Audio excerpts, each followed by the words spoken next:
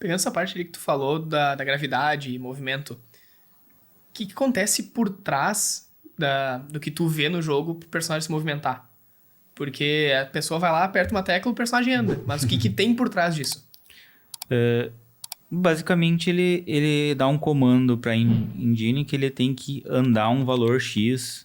E aí tem o vetor, né? X, Y, Z. Aí o vetor X, ele vai dizer que ele vai mudar ele vai ir mudando, na verdade, ele não muda instantaneamente, porque senão ele ia se teletransportar.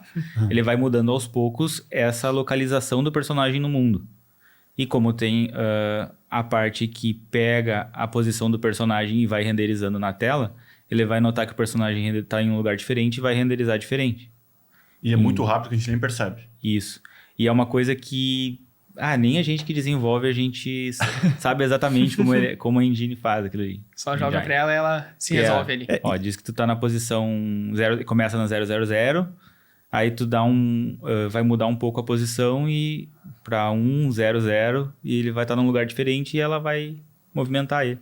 E aí ele vai ver que ela já sabe assim, ele tá se movimentando, e qual é a velocidade que ele tá se movimentando? Ela já sabe. Tu só precisa ter uma blueprint de animações lá pro personagem pra ele saber que se ele estiver parado, é uma animação que ele vai ter que usar pro personagem. Tá? A animação dele é parado. Aí a animação dele andando devagar, a animação dele correndo. Claro, ela pode ser bem simples, falando assim, e pode até ser feito de uma forma bem simples, e dá para fazer formas mais complexas, que daí a movimentação fica mais fluida, assim. Tem até quando ele tá correndo e para instantaneamente, ele faz uma... E aí, pra isso, por exemplo, assim, o boneco tá parado aqui, né?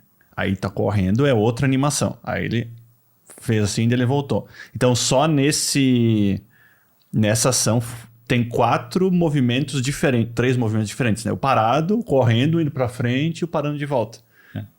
É como se tivesse desenhado 4 vezes aquele boneco. Cada frame ele desenhou o boneco de novo, na verdade. Mas, por exemplo, quando eu aperto pro lado no teclado, ele tá usando uma animação minha. Ele tá repetindo, né? A minha animação. Então, pensando lá no desenvolvedor, ele desenhou 4 estágios, ou não? Não, eu não sei, acho que não é bem isso. Não? Eu acho que depende muito do estilo do jogo também. Se ele é 2D, se ele é em 3D. Porque 2D é um desenho, é um frame, não é uma animação. Em 3D, eu descobri que 3D é mais fácil.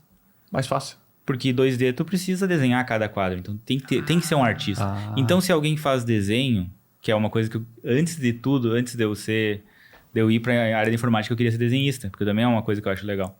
Mas os jogos em 2D em 2D que são desenhos, cada frame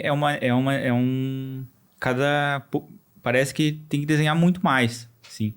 Então eu acho que quem é na área do desenho, ela pode ir pro desenvolvimento de jogos, ela pode desenhar os frames dos personagens. E hoje em dia tem sido feito jogos em 2D ainda.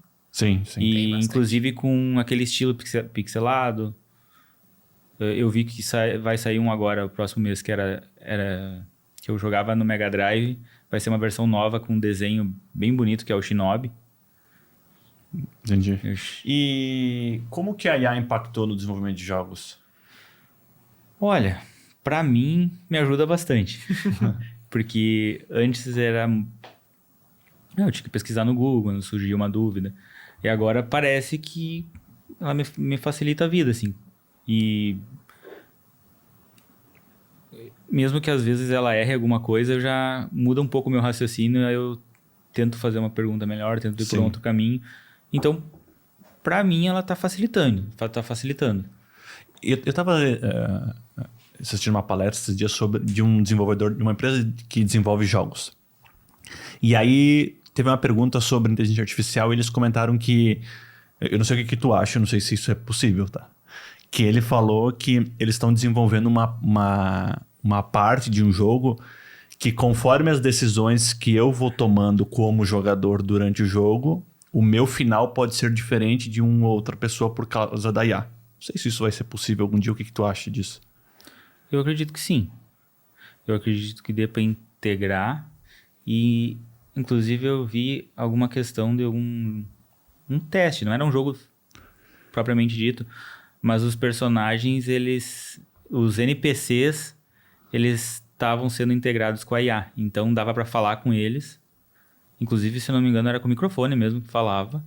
E eles tinham respostas similares a de pessoas, assim, né?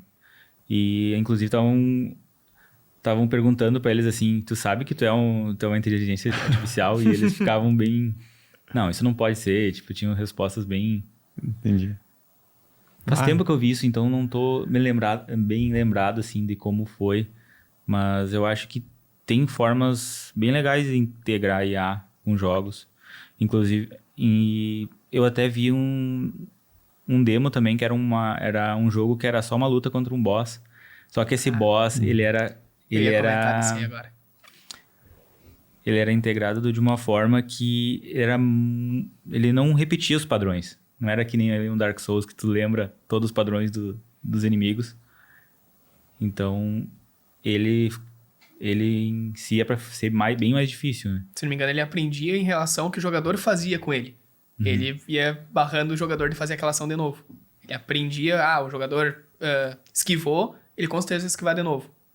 Então ele aprendia, se eu não me engano, com o que o jogador fazia pra deixar difícil. Eu tava vendo isso aí também há um tempo. E é possível, por exemplo, eu sou da época que tinha o Poderoso Chefão sempre, né? O chefe, toda vez que tu morre, o chefão aprender também, e aí na próxima ele tá mais difícil?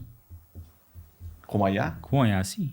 Acredito que esse demo que eu vi desse boss é mais ou menos isso. Sim. Dá pra fazer até sem IA, mas aí acho que ia dar um trabalho muito, muito grande.